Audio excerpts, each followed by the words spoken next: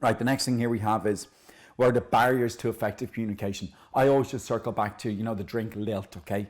That's, if they ask me about the barriers to communication, I just think of that drink lilt. First barrier to communication is language. Again, if you use overly complicated language, that's going to be a problem there. So the word to note there is jargon, right? And how do you prevent this? Short, clear sentences, use language that's appropriate to your audience's educational levels. Next barrier to effective communication is if there's an information overload. It can be very, it can overwhelm the receiver. So imagine again, if I just give you tons and tons of notes without anything highlighted, that can be very overwhelming. So how do you get around that? See that there, guys? They can ask there, like, how do you overcome this, or what's the remedy? Well, at least highlight the important things. If you are going to throw loads and loads of information at someone, at least highlight what's important so they know what they have to focus on. Next thing then is lack of feedback. Right, so questions, if people don't get a chance to ask any questions, that's going to be a barrier there, okay? So you want to build in a mechanism where students can ask feedback, people can ask questions, again, that's going to improve the communication. So again, even like we see it even with these classes here, we know that, the classes are pre-recorded, but again, our plan long-term is to start building in questions and, live courses where people can ask questions, and that way then they can overcome any thing they're not too sure about, okay, or any questions they may have. Timing as well can be a barrier. If you send the message too late, the other person receiving the message might not get it on time or might not respond on time. And the last thing then they want you to highlight there is trust. If there's a lack of trust in the sender, so even if you believe that the sender is not telling the truth, or they're not capable, or they're not competent enough, you're less likely to listen to them, okay? So that's the other barrier there. So you need to encourage communications training. That's going to improve, that's going to eliminate those barriers. So that's it there. If they ask you guys about the barriers to effective communication, just circle back there to the drink lilt, okay? Circle back to the drink lilt, all right? And that you have there. Language, information overload, lack of feedback, trust, and timing. That's us there for those points, all right? Next one then, guys, they can ask us is, what's the importance of communication in business? And I always just go back to, I just think of the name Dimitri, okay? So if you've got good communication in the business, again, the reason I want to mark this in, guys, is students tend to wing this. They say stuff like, oh, communication is brilliant because company was better and it raised their profits. Anything vague like that will get you no marks at all, okay? So when you're going down through it, the first thing there is the benefits of communication for a business. Well, the first thing is going to be the business will make better decisions because they're more informed. The manager is more informed, they consult the staff, and they get all the information that they need. Also then, motivation is going to increase because the manager is clearly communicating the targets to the staff and what they need to get done each week.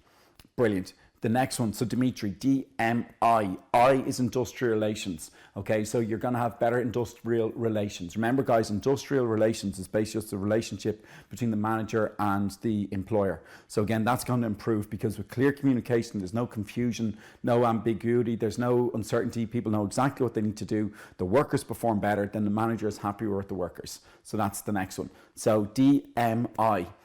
So you've got decision-making, motivation, improved industrial relations, and the T is teamwork. There's going to be better teamwork. And again, when people work in teams, they perform better at their job. Again, matrix structure is key there. You're going to have a rise in productivity because that's important there. Deadlines are very clearly communicated.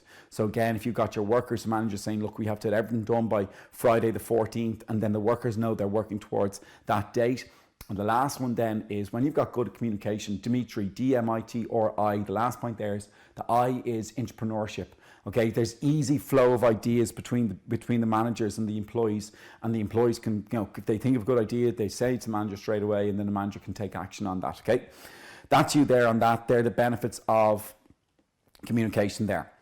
Another one then they can ask you is like, right, they can say like, right, what are the elements of effective communication? So if you want to communicate effectively with your staff or if you're doing a presentation, what you need to do. First thing is you need to be prepared. So you need to factor in the education level of your target audience and make sure the message matches them. So don't use language that's too simplistic or too complicated.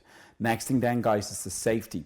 So again, if you're, let's say, communicating something that's very sensitive, a face-to-face meeting is a lot better, obviously, than putting it in writing, because if you put it in writing, the message can be passed on. The next one then is number 3. These are the elements. Again, make sure we're following me in this question, right? But this here is like, what are the elements of effective communication? So use appropriate language, okay? So make sure you avoid any jargon. Jargon's a great word to use. Like, jargon is when somebody is like really knowledgeable about a topic and they talk to everybody else as if they have the same knowledge. So it'd be like, you know, a mechanic talking about the brake horsepower in a car and stuff like that, or the size of the engine or anything like that. If that's fine if you're into cars, but if you're not, you're going to be fairly lost. Next one then is visuals. Use visuals. I know that quote sounds a little bit waffly, but we see it in the marketing scheme a lot.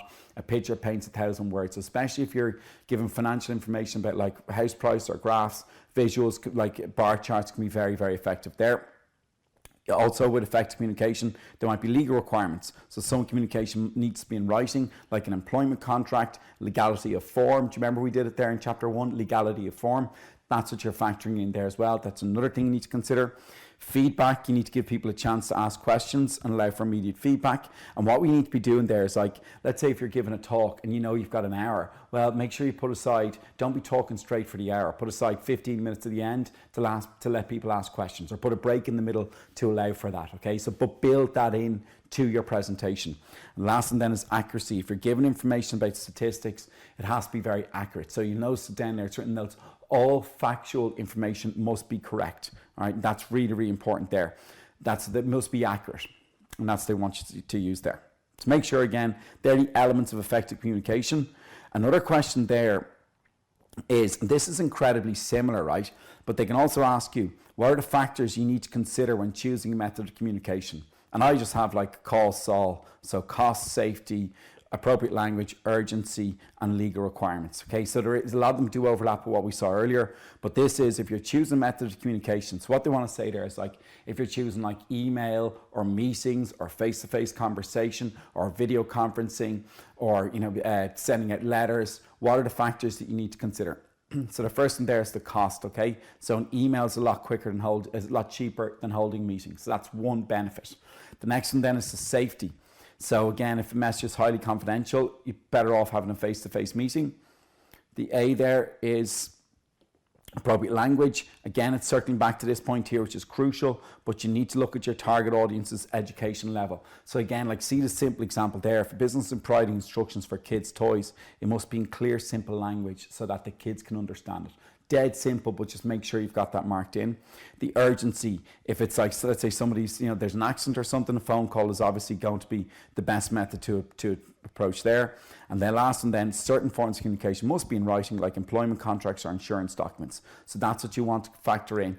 If they ask you what factors should you consider when choosing method of communication, that's what you want to look out for. Now, this is a bit of a weird question, but there's an overlap here in these pages, right? So if we look out for like the elements of effective communication and the factors you need to consider when choosing a method of communication, there's a blatant overlap there. So if you see it there, like points number 2, safety overlaps, language overlaps, and legal requirements overlap. So if you want to mark them in there yourselves, guys, they're the 3 that I'd be starting off, that I'd be making sure that I focused on. They are the ones that I'd be stressing are the most important. Highlight that, make sure you mark them in, go back over in your own time.